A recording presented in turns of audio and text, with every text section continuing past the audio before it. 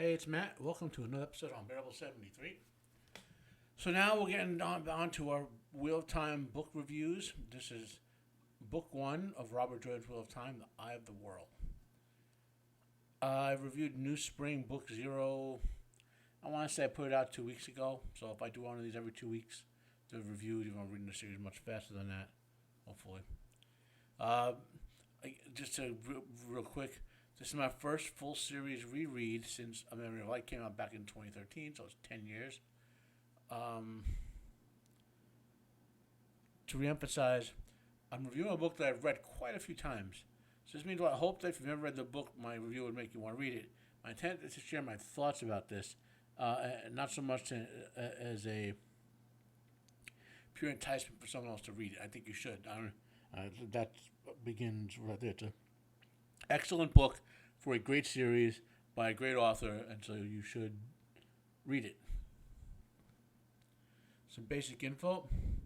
The Eye of the World was published on January 15th, 1990, which happened to be one day before my maternal baby brother's birthday. So the Wheel of Time technically is one day older than my baby brother. It's the first of what wound up being 14 books in the main series, along with the prequel that I have already reviewed. This review is probably going to be longer in some sense than others. I have to go over kind of how I'm going to review the reviews. So let's get that out of the way. First, I'm going to give an overall structure of the book itself. The plot and things like the plot and the setting. Second, I'll give a general plot summary, some thoughts on various points. Those might be intermingled. Then I'll discuss what I consider the most significant characters, where they are overall story, which means in this book, it'll be where they started, and then in succeeding books, it'll be how they moved along in their character journeys. Then I'll go over some of the critical and persistent factions, because those are important in the Wheel of Time. Then if I have any criticisms about it, which are a couple in each book, I'll bring them up. And then I'll have to find some general thoughts. I'll also talk briefly about the TV show. This is not a what's the differences video between the book and the TV show. I don't have the stomach to do that because how horrible the TV show is.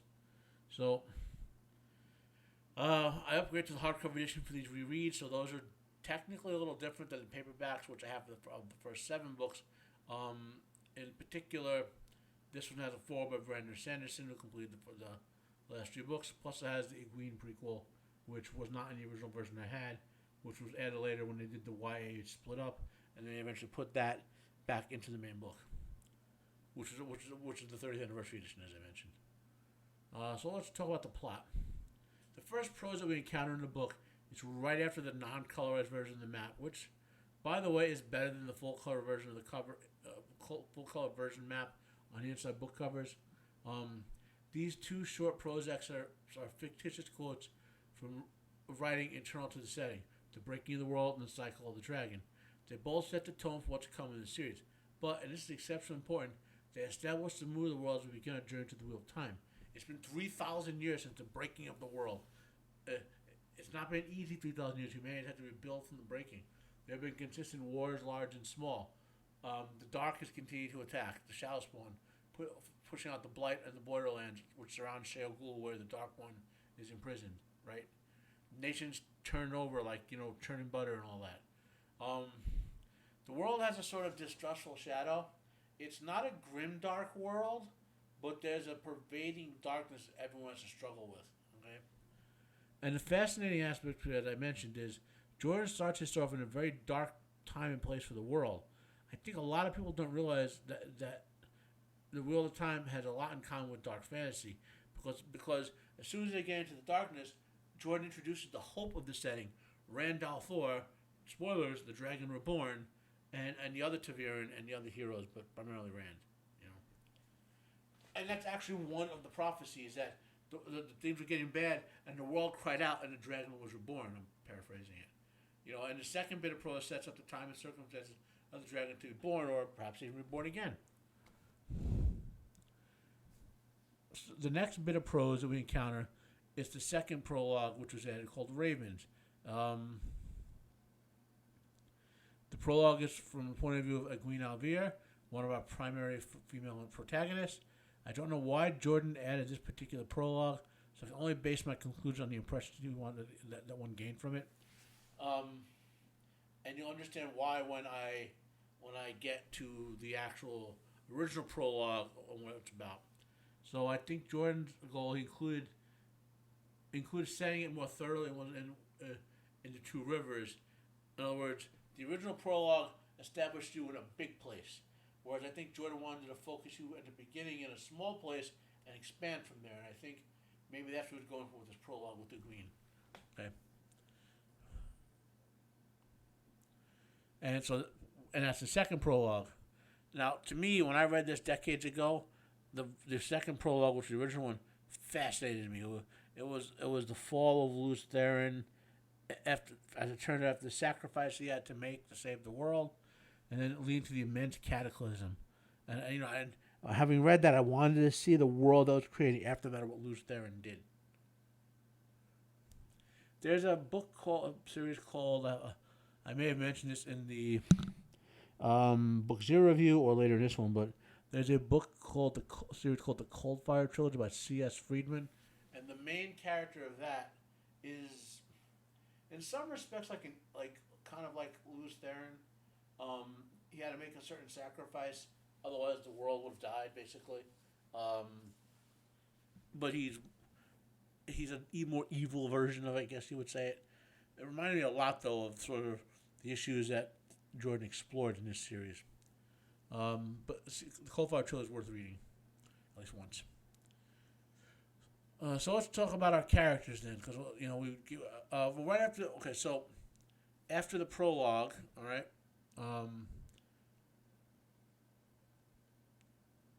Make sure I don't want to do something twice. Okay, so after the prologue, the two prologues, we open with with the setting of the two rivers. We had Egwene looking for the three boys, Rand, Mat, and Perrin, who learned from the prologue, like to hang out together, they have fun together. We learn that the boys are around 18, 19, 20 years old. I don't remember their exact age. I could look a time up and find it.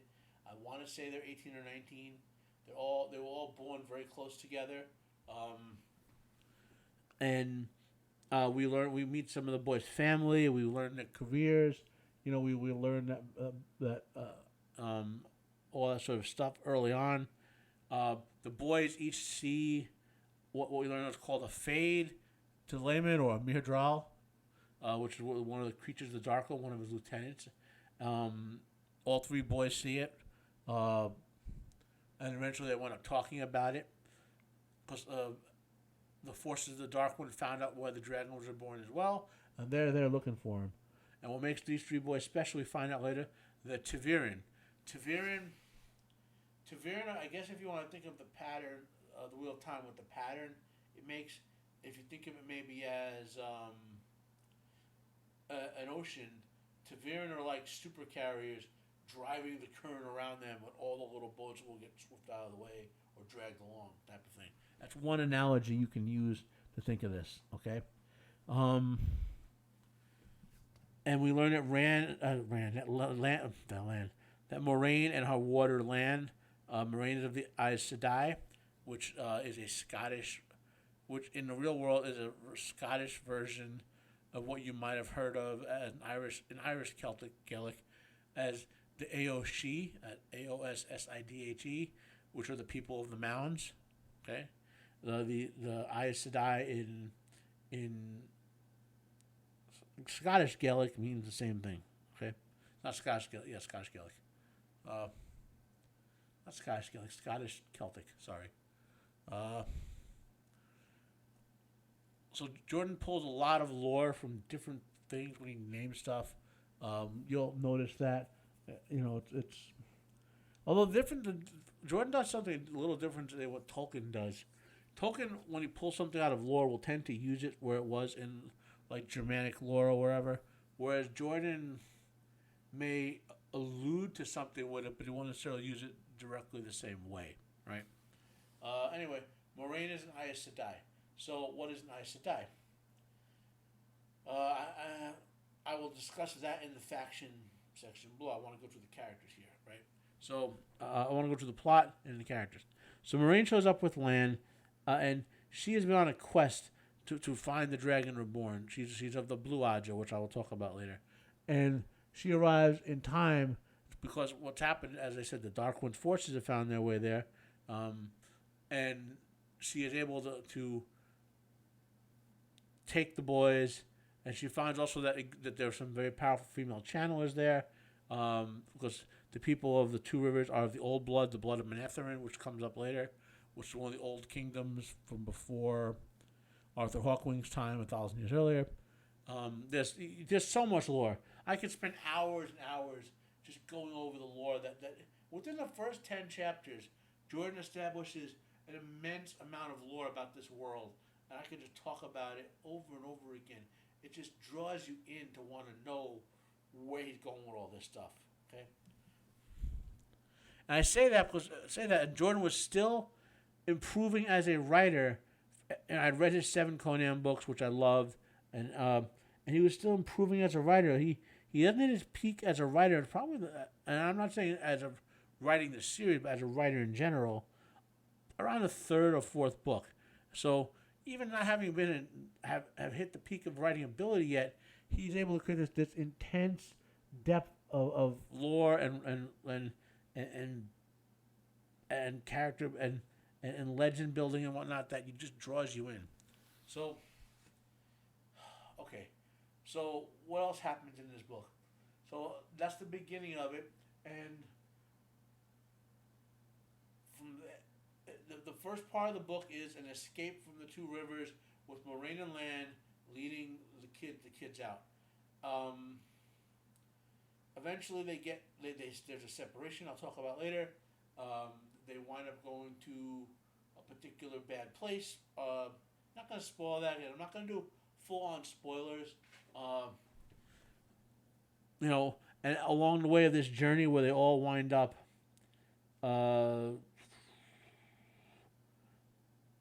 they kind of all wind up back together again at the Eye of the World, right? He introduced so many concepts, some of which are good, most of which are good, a couple of which really I have problems with, which I'll talk again below. Now, let's go over our characters. So we have a character basis here, right? So Rand al'Thor, who I've mentioned multiple times. Rand the Man, the Chosen One, the Dragon Reborn himself. Now, you may say that's a spoiler, but unless you've never read a fantasy book before, it's patently obvious that Rand is the main character of the series. People argue me all the time with Moraine is the main character of the first book. Rand becomes a co-main character by the end. Okay, Moraine is a character by which the world is established, by which the plot of the book is set in motion. So she's a main character of the first book because without her, the first book can't happen. You can't divide her parts out to other characters and it still work. She's probably the cohesive character that the entirety of the story is built around what she does. Now, Rand eventually becomes, as I mentioned, a co-main character by the end. He emerges, okay? This might be analogous to, what's a good example for people? Pepsi Cola, if you're watching, I'll take that Diet Pepsi endorsement someday.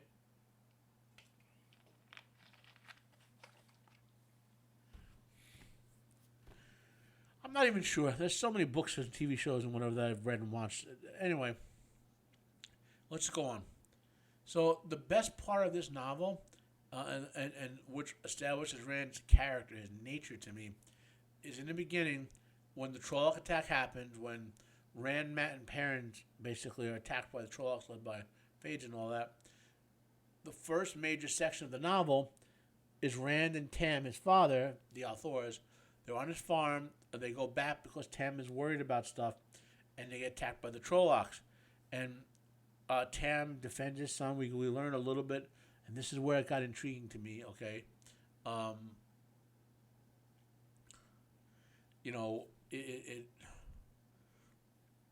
when there was a tidbit about Rand's background having a mystery factor to it, when Tam gets delusional in his wound, you hear some stuff.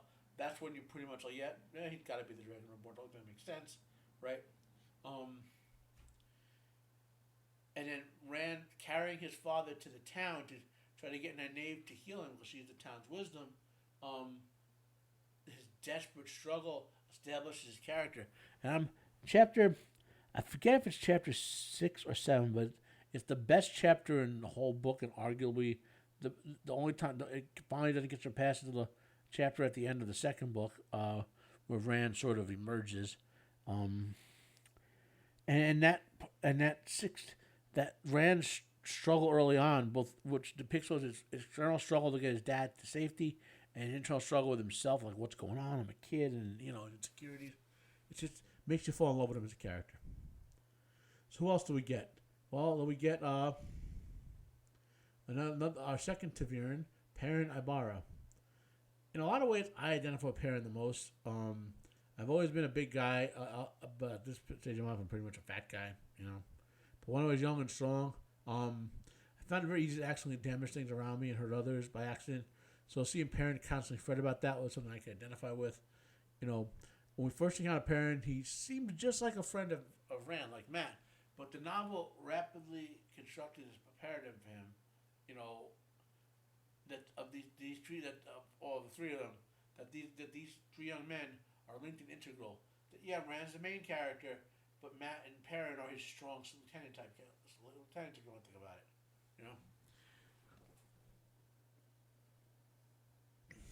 And there are times when Rand, the story is so complex, as you'll see throughout the novels, that when Rand is someplace being the main character, Matt or Perrin can step in and fulfill that role temporarily in limited ways. Perrin's early evolution as a protector who struggled with the violence, what the violence role requires, is an amazing one. It goes on. It does go on a bit through the second novel, and honestly for quite a while. But you see Perrin. It's not just the same thing over and over again where, always me have to be violent, always me have to be violent. He struggles with it the way anyone who is powerful, a lot of soldiers, if you talk to them, struggle with their violent natures and things like, not their nature violent, but the violent nature that was inculcated into them by the training, Then we have Matt Cawthon. When I first read the series, I liked Matt as much as I liked Rand until Matt's story got tied up with the Sean-Chan. So more on them later. Matt began as a best friend, always had your back, but also always gives you shit and doesn't tolerate your bullshit. Egwene Elvire. Egwene is a character that changed the least in terms of character development in the eye of the world. She pretty much how she started was how she ended. I think in comparison to Matt, Rand, and Perrin, she was far and away the most mature. And even in some, but Nynaeve was older, more mature, but Egwene was mentally healthier. Now, if any of the two Rivers Five went to the adventure with positive attitude, it was Egwene, and we saw very early on she did not want to settle down the house right from the two rivers, which by the way is part of Rand and Egwene's early story. Is they kind of grew up as child sweethearts. Everyone kind of expected them to eventually get married together and be the future leaders of the village. Excuse me. Now, on to Nynaeve Almira. I may have said this before, but for the first 3 or 4 books, the first time I read it through, I absolutely hated Nynaeve. I don't mean in the sense that, like, you hate Vader because he's an awesome villain. I mean the character was like ocular sandpaper, right? Then something happened. It was on the first read through. It was probably around the 5th book. It's like my heart got defrosted at something interesting, like around the 5th book or 4th, late 4th to the 5th book. And when Rand made his big play later on in the series, I just knew he was going to choose Nynaeve. There was no other character other than Possible and Moraine who's nowhere near as powerful. So,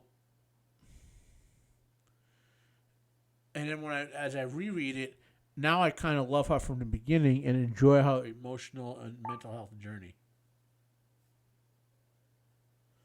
Now, 3 more characters to get through. We have, again, our main character of the first book who set all emotion, and Moraine Sedai. The Eye of Sedai, talk about it when I get there. I'll talk about it here. So, When you're an Aes Sedai, you elevate to be the final level, so to speak. You take Sedai as your last name, so Moraine Sedai. Moraine starts her story of coming across. It's very dark and possibly having some ill intent. Not that she's a dark friend, but she seems to represent with modus operandi is manipulation for the organizational goals, pretty ruthless manipulation. Some of that's because of the dark cloud suspicion that hovers over the Aes Sedai for thousands of years. I've commented elsewhere when people try to call Moraine the Gandalf of the story. That's in fact, Moraine and Swan, who you'll meet in the book later, he's the admiral in seat of the Aes Sedai. They're far more like Boromir and Faramir, and if their quests are driven by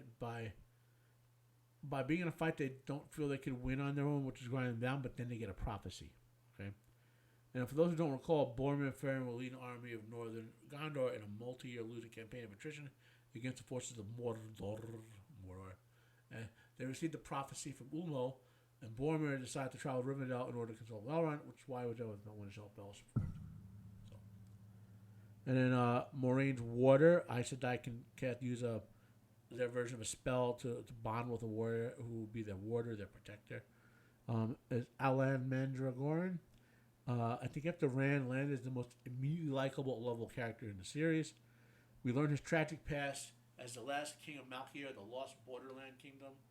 The Borderlands on the map are the northern area that border the Blight. They defend against the constant raids from the forces of the Dark One up there. All across the Westlands, creatures like Trollocs and Fades became like legends and weren't seen very often, but the Borderlanders see them all the time. So, yeah. In many ways, Land steps in as a father figure for Rand to help him bridge the gap from when he left the Two Rivers to where he winds up about one-third of the way to the Great Hunt. What else we got? And last but not least, Tom Merrilon.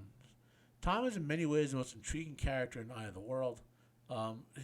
He's a mystery box, and as long as the mystery box is not keeping you from the main part of the story, I'm good with him. So, Tom, it takes a few books to get Tom's backstory and why he's there, but from right away he's very loyal to the boys. Like he wants to protect them from the Aes Sedai. I may add a couple of characters to this list, but I'm not going to tell every single character. There's just dozens and dozens of characters, and it's just crazy. I'm going to track probably. I might wind up dropping Tom or Moraine or Lan. Basically, the core five are Rand, Matt, Perrin, Egwene, and Nynaeve. I'm going to talk all five of those every book review. The others will be there depending on what they impact on the story. So let's get our factions. The big one to know is the Aes Sedai. I've already told you about the origin name from the Scottish Gaelic. Now I'm wondering if Jordan used the name, does he mean that the original Aes Sedai chose it, or are they in fact associated with organizations of the ancient legends? Because the way the Wheel of Time works, you know. In the books, the Aes Sedai that we encounter, they're essentially a shattered remnant of what they used to be in the Age of Legends, when males could still channel Sidin, the male half of the One Power, or the one half of the One Power responds to males. And, men and women work together, One Power achieved things on their own, they work together. In the several thousand years since the breaking of the world, the Aes Sedai, outside of a couple of countries, have gotten a very negative reputation. The majority of people fear them, and some even consider them servants of the dark. Their power is still reflected as Andor and the Borderlands strongly adhere to the voice of Tar Valon. Moraine seems to constantly work against this negative reputation. The Children of the Light. Now, this is a faction I am not so tolerant of, only because I thought they would. I find their inclusion early in the series something that really could have been simplified, could have been added later. I mean, they're literally a massive private army that thinks they can just kidnap, torture, and execute most people for anyone that they feel like, and none of their great nations have put a stop to it. Now, we learn later that's because they have their own political power, but early on it just felt like there was a lot more chaos in the world because they were running around doing this. Other nations weren't stopping them,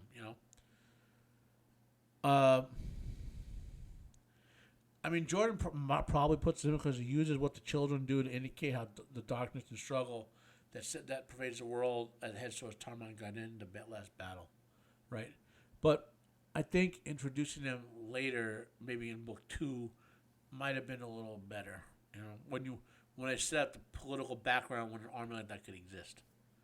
The Dark Friends, not so much a purely unified group, but it's apparent the Dark Friends organize a hierarchy of power and fear, and we begin to see that in this novel with their various actions. Now, another big faction which are introduced, which are very relevant, are the Aiel. Obviously, it comes as mysterious, but we learn about the Aiel War that occurred around the time of Rand's birth, when after 500 years of peace and trade with Carhane, Laman de Mondred, Maureen's cousin, basically decided he was going to take the spawn of the holy tree that the Aiel had given them and turn it into a throne. Of course, he didn't value it. He was an idiot. And the Aiel came out of the waste to kill him, and they did. And in the process, they curb stomped most of the other kingdoms. But they weren't really there to fight a war. They were there to get Laman de Mondred, punish him, and then they just left. Which I talk more about that in New Spring. And they're relevant because you hear early on that Rand looks like an L-man, a man of the L. Aiel. And that a bit of lore that ties in with what Tam says about him when he's rambling. And last but and certainly least, the Seanchan. I despise them. I despise reading anything about them. They're like literary sandpaper. This faction comes across as discordant in my mental construction of the Wheel of Time. It's like Jordan wanted to. I don't know. I'm just speculating. He just wanted to include a completely different cultural faction with a lore that will loosely connected to what he's established. To try to maybe have a wild card. I don't know. The predominant culture I'm going to take from the Seanchan is basically kill all male channelers and enslave all female channelers. And this practice of sultans and damne were established by one of the Aes Sedai, who left with Arthur Hoffman's expeditionary fleet that was led by one of his sons. Okay. Had Jordan himself finished the series, maybe he would have concluded the Seanchan in such a way to make me not hate them. Okay. Like you do in Nynaeve, right? And the reason I said Matt eventually becomes not an equal favorite character to Rand and Nynaeve is because of Matt as a character gets associated with the Seanchan. As far as criticism, there's not a lot to criticize in either world. I'm not a big fan of splitting a party, so to speak, in any form of fiction. That's an art role-playing term. But the main reason I don't like it is because it comes across as contrived to reunite them perfectly.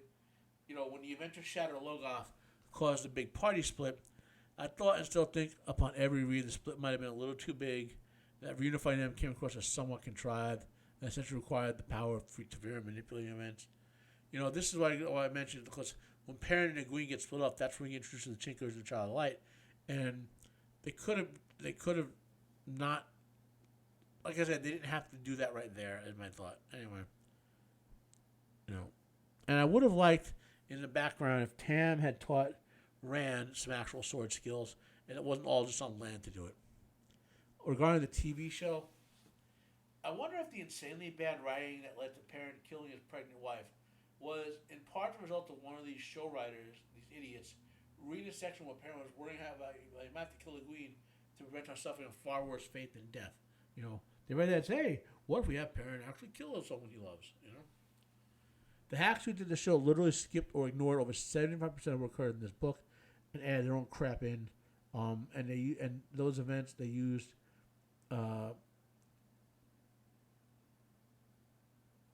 it's sort of so much. It's an insult to Jordan. Rand as a character gets sabotaged by writing a TV show. So let's wrap this up. When I found Eye of the World decades ago, I was looking for more Robert Jordan Conan stuff. Instead, I found the beginning of one of the greatest fantasy series of all time. I hope that anyone listening to this feels the same way. As I believe I mentioned, I was drawn to Rand's story right away. Jordan made a great choice by not placing the identity of Dragonborn in the mystery box and hiding it from the first book. He just led you through it logically, presented the information, and along the way, as I said, Jordan was able to plant the seed of a deep world deep deep lore in the world, pervasiveness lore. And it drew me in, and we branched out and began to follow the characters. It was amazing. Uh, Jordan has a rare skill as a writer that he can fill his prose with a lot of detail, like he describes clothing and food and buildings and whatever. But at the same time, he doesn't overload the reader. You don't feel annoyed or put up by those details.